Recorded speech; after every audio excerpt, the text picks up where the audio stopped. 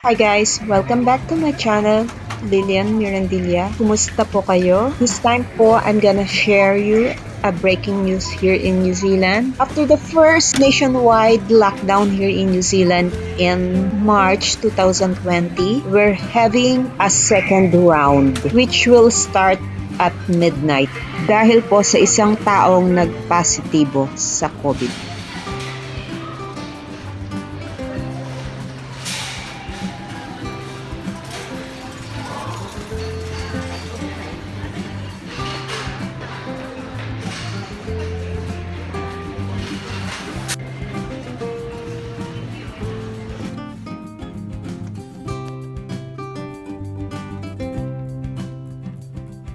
But this is yet to be confirmed by the Prime Minister, who will hold a press conference in Wellington any minute now, which we'll take live. We do know that no link has been established yet between the positive case and the border or with managed isolation. And we can tell you that people are already in Auckland rushing to supermarkets all over the city, stocking up because they're obviously picking that Jacinda Ardern is about to plunge us all into a hard lockdown. Tom McRae has more. Despite all the warnings about just how infectious Delta is, today's case still came as a complete shock. I heard first about this last period at school, so that's like 2 hours ago, and now we're here. This is just insane. Everyone's going into panic mode, aren't they? Our son rang us and said, probably going to be a lockdown, Mum. The seaside suburb of Devonport sent into a spin as speculation swirled that it was the epicentre. Panic buying at the local New World, a reminder of the fear COVID can still inspire. As news broke of our first community case in 169 days, panic spread right around the super city. The Prime Minister rushed back to Wellington to a flurry of briefings from health officials. I've just arrived from Auckland. My expectation is that I will have a briefing from officials as soon as I reach the beehive. The government has previously warned of a swift and severe level 4 lockdown if Delta emerged here, similar to our first in March last year when COVID initially arrived on our shores. Everything that I know, I will pass on to New Zealanders. So far, this case has not been linked to the border or managed isolation. Health experts say there's no choice but to go hard and go early. So it's very unforgiving. You have to get on top of it very fast. You may not be able to get ahead of that the virus, in which case that's when you need a lockdown. For months, we've watched Delta run rampant around the world and across the ditch. With more and more cities sent into long lockdowns, there's hope we'll move fast enough to avoid that. Time is of the essence. We know that you need to respond very decisively and very rapidly, and that does mean some level of lockdown as fast as possible. And a warning, the rest of the country might not be free of lockdown either.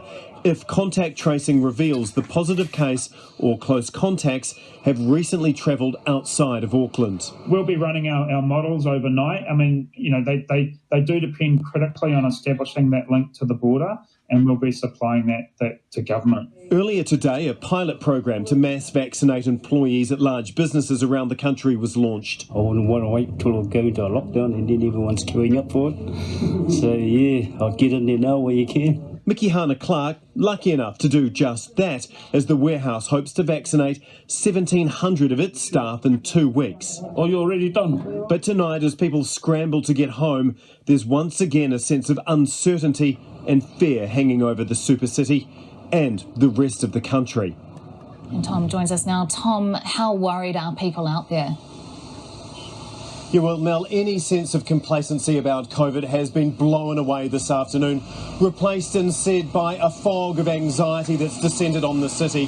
The commute home is never a particularly enjoyable one, but it is full of angst and dread tonight about what the Prime Minister will announce. 1,700 of its staff in 2 weeks. Oh, you're already done?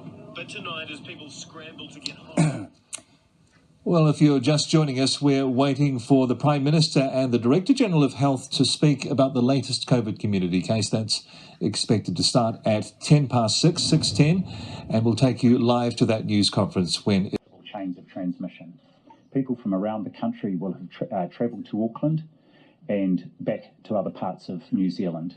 Therefore, whilst it's a case identified in Auckland, it requires us all to be part of the response. hard work from everyone across the country will help us get on top of this outbreak. There's been a huge amount of work already over the past few hours by teams here and in Auckland. There will be people working into the night to carry on that response. But the health system cannot do it alone. As always, it is together that we will make a difference. Back to you, Prime Minister. Thank you, Dr. Bloomfield. As I said, we are assuming that we have a case of Delta that we are dealing with. International evidence and science around the Delta variant of COVID-19 shows that it is potentially twice as infectious and more liable to cause severe illness. As Professor Skegg's report set out last week, with Delta raging around the world, it was experts' view that it was not a matter of if but when. As it is, we are one of the last countries in the world to have the Delta variant in our community. This has given us the chance to learn from others. And while this is a situation no one wants to be in, there are benefits to being amongst the last. We are in the position to learn from experience overseas and what actions work and what actions don't work. On that front, Delta has been called a game changer, and it is. It means we need to again go hard and early to stop the spread. We have seen what can happen elsewhere if we fail to get on top of it. We only get one chance. That's why Cabinet has met this afternoon and made the decision that New Zealand will move to Alert Level 4 from 11:59 p.m. tonight. Level 4 will be for an initial period of 3 days, except for Auckland and the Coromandel Peninsula, who we anticipate will likely be at Level 4 for 7 days, due to them being most closely linked to our current case.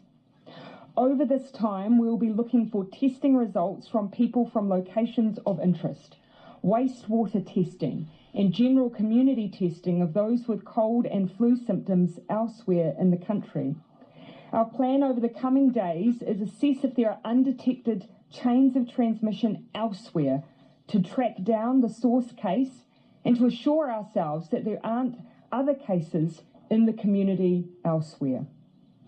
We have made decisions on the basis that it is better to start high and go down levels rather than start too low, not contain the virus, and see it move quickly. We've seen the dire consequences of taking too long to act in other countries, not least our neighbours. Just as we successfully stayed home and saved lives last year, I'm asking the team of 5 million to unite once more to defeat what is likely to be this more dangerous and transmissible variant of the virus. Now, I want to come back to what Level 4 involves, given it has been a year since we used this, the highest alert level that we have. The underlying principle for Level 4 is reduce down contact between people to a bare minimum, essential contact only. That means the simplest thing New Zealanders can do to stop the spread of the virus is to stay at home. Beating Delta means lifting our game. Delta spreads more easily via the air, so physical distancing is even more important. As we've seen overseas, particularly in Sydney, unnecessary trips outdoors have spread the virus and mean communities have not been able to get on top of it. So I ask New Zealanders to please follow the rules to the letter. Let me quickly expand on each of the reasons for leaving your home briefly and some of the common questions that you might have. The reasons for leaving your home under Alert Level 4 include physical exercise in your neighbourhood, visiting the supermarket, dairy or pharmacy, necessary medical care, or getting a test. And if you undertake these activities, please wear a mask when you leave the house. Let me expand in a little more detail on each of those reasons for leaving your home. People in the past have asked if they can leave their home for a walk, for instance. Yes, you can. Or to take your children out on their scooters, for instance. But we ask people to stay 2 metres away from anyone you pass. Stay local and do not congregate. Don't talk to your neighbours. Please keep to your bubbles. It comes down again to those very simple principles. We know from overseas cases of the Delta variant that it can be spread by people simply walking past one another. So keep those movements outside to the bare minimum, wear a mask, and make sure you keep up that physical distancing. The bubble is back. The people in your bubble should be the people in your immediate household or those dependent on you. Once you go into a bubble, you must stay in it, and others cannot join. That risks spreading COVID.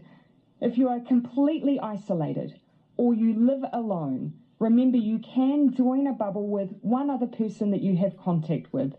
It needs to be just you and that person though. You must be faithful to them and they must be faithful to you. Those in those circumstances will remember those rules from our last level 4. If you have multiple contacts with others, that is where the risk increases, and we cannot afford that. You can drive locally to your supermarket to get food, but again, we ask that you maintain your physical distance, again, to 2 metres from others who may be undertaking essential errands, and again, please wear a mask. Other than that, we're asking people to stay home. Only shop when you need to. And it is preferable that there is just one person per household that goes shopping to reduce any risk of spread, and that they follow the instructions of staff. Remember to always act like you have COVID-19. Stay clear of others. Don't put them in harm's way in the same way you'd expect that they don't put you in harm's way. There will be economic support available, and I will ask Minister Robertson to outline the available measures at the conclusion of this first introductory press conference and questions. On vaccinations, we will be suspending vaccinations for 48 hours while we ensure that vaccinations are unable to be take place in a safe environment, both for our vaccinators and those who may be visiting. We have currently 40% of our eligible population vaccinated with at least 1 dose. We want that to continue safely, and when we can, we will. We will provide a further update on that in the next 24 hours. I want to finish by acknowledging our frontline workers. The most important thing we can do to acknowledge their work is to only leave home for the reasons that I have described. I know that one of the worst things about COVID-19 is the absolute uncertainty that it creates. But we know more now than we did a year ago. We know that this strategy works. We know that we are a strong team of 5 million. And we know that life will get easier. We just need to keep going. We'll both be back tomorrow at 1 p.m. to provide you with an update of all of the information that we have. Till then, please take care and please be kind to one another. We're happy to take questions.